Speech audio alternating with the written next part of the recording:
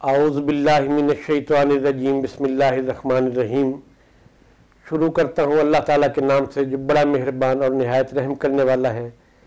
दुआ है अल्लाह ताला हम सब को दीन और दुनिया की कामयाबियों से हम किनार करे, बीमारों को अपने फजल व करम से शिफाए कुल्ली अता करे। अहबाब, आपका दोस्त आपका भाई हकीम अहमद रज़ा दीवान हाजिर खिदमत है।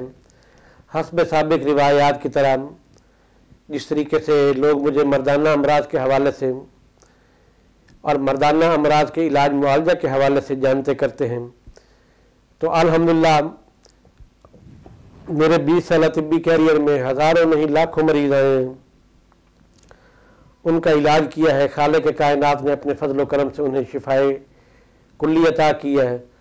हाँ, मैं ये दावा तो नहीं करता, 100% का दावा तो मैं नहीं करता, लेकिन अल्हम्दुलिल्लाह आज भी मर्दाना अमराज के हवाले से बड़ी दूर दूर से लोग आते हैं और अल्लाह ताला उन पर फजल व करम करता है। तो आज मैं एक बड़ा मुख्तसर सा नुस्खा लाया हूँ ऐसे दोस्त अहबाब के लिए जिन्होंने हाथ के इस्तेमाल की वजह से जिनके नफ्स के रग पट्टे सुखेड़ कर गए हैं। बाज़ दफ़ा ऐसा होता है कि हाथ के इस्तेमाल की वजह से या गलत सोने की वजह से या अंडरवेयर गलत अंदाज में पहनने की वजह से नफ्स के अंदर टेढ़ापन आ जाता है, ढीलापन आ जाता है, या हाथ के इस्तेमाल की वजह से वो उनका नफ्स ग्रोथ नहीं करता। तो जब वो बीवी के नज़दीक जाते हैं तो नफ्स के अंदर मुकम्मल तनाव और सख्ती नहीं होती, जिसके नतीजे में उनको अमूमन शर्मिंदगी का सामना करना पड़ता है।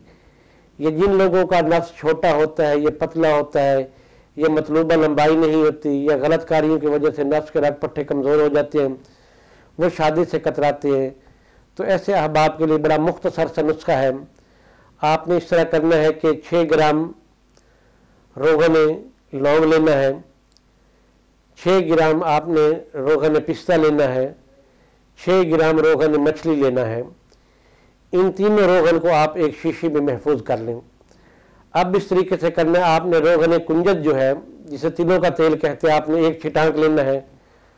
उसमें लौंग, जायफल, जलवतरी, अक्कर करहा, खरातीन, गोमची और मालकंगनी, ये आपने 6 माशा डाल देनी है।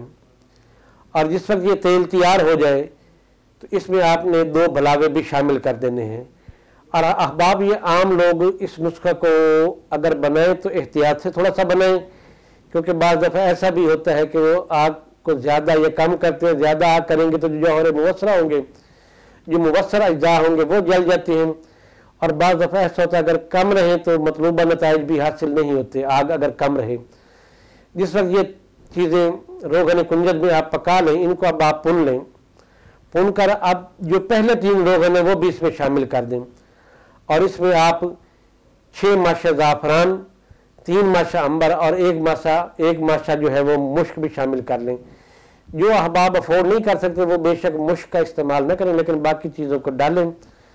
और रात सोते वक्त करीबन 8 से 10 कतरे उज़्व मखसूस पर मालिश करें।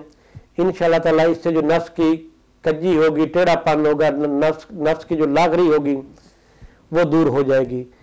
बाज़ दफ़ा नफ्स की लंबाई मोटाई कम होती है, ये नफ्स के रग पट्टे दब जाते हैं, तो वो भी इससे ठीक हो जाते हैं। आप बनाएं और बंदा नाचीज़ को दुआओं में याद रखें। अल्लाह हाफ़िज़।